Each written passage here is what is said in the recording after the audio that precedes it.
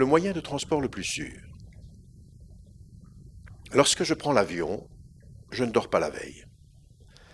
J'arrive à l'aéroport dans un état cataleptique et je ressens l'adrénaline à travers le sang baignant mon corps. Je longe la queue pour prendre la carte d'embarquement en regardant attentivement chaque passager. Je les entends rire, détendus.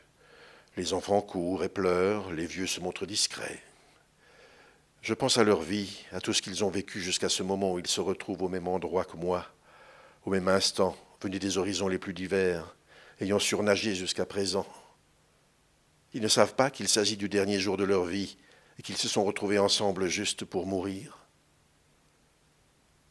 Pourtant, pour moi, l'avion n'est pas plus insupportable que l'ascenseur ou le siège arrière d'une voiture 3 portes.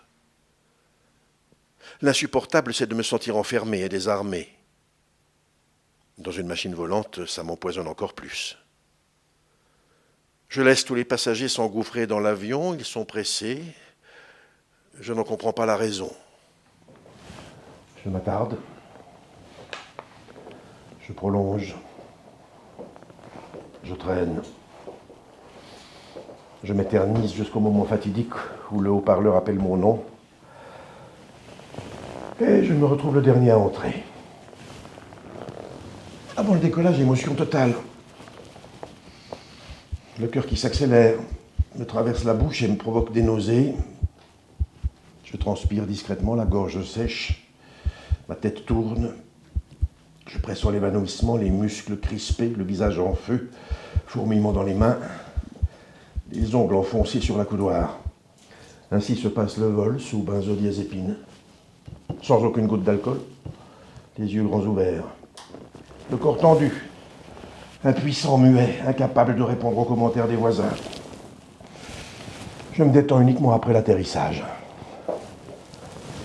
Épuisé d'avoir dû tenir l'avion en l'air, je fais partie d'un vaste ensemble de consoeurs et de confrères à se sentir plutôt mal à l'aise dans les airs. D'autres scrutent leur environnement dans une situation pareille. Eric Eiffel, mon jeune voisin, évacue son stress par la transpiration, ce qui l'empêche de penser aux catastrophes aériennes, puisque pour lui, les auréoles de sueur sous les bras sont la pire catastrophe qui puisse arriver, sa vulnérabilité devenant ainsi visible à tous les passagers. Ça le fait pester contre les fabricants de chemises et les chercheurs dans le domaine des nouveaux matériaux qui n'inventent pas de chemises anti-transpiration. De façon générale, il évite les avions. Lorsque son patron l'oblige à prendre un vol, il demande un siège près de la sortie de secours, tout en n'étant pas convaincu pour autant. Ainsi, un grand avion qui s'écrase fait la une de la presse. La science se trouve conviée d'urgence afin de pallier l'angoisse collective. Mieux nous connaissons les raisons des accidents, plus nous augmentons les chances d'éviter de nouvelles morts.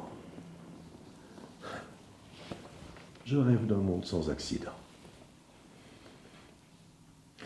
Le comité intergouvernemental d'aviation MAK se prononce immédiatement, suivi du BEA, le Bureau d'enquête et d'analyse pour la sécurité de l'aviation civile, qui vient examiner les débris et les enregistrements du vol. Après chaque crash, les boîtes noires deviennent des stars internationales.